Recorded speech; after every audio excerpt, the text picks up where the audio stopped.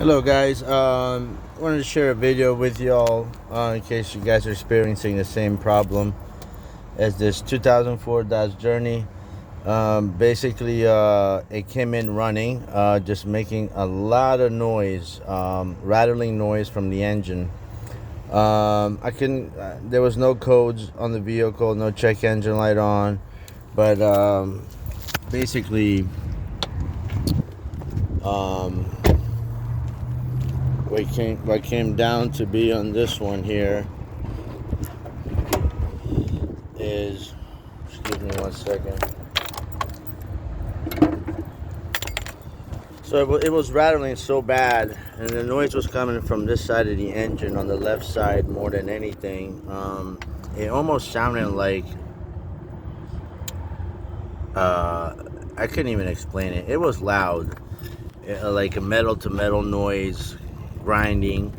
But it had power and everything. But basically, my situation, what it came down to be, is it was the pulley on the alternator.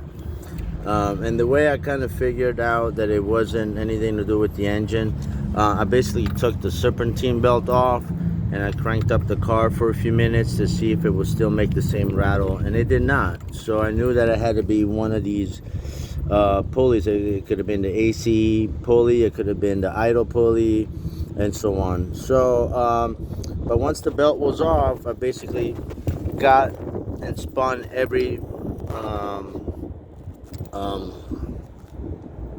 I was spinning every pulley that I could get to, obviously all of them if you can.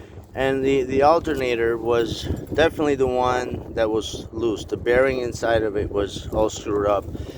From moving it from left to right this way, I could tell there was a lot of play in it. And so we went and replaced the alternator and started right up, and that racking noise went away. So I hope this video helps you guys out.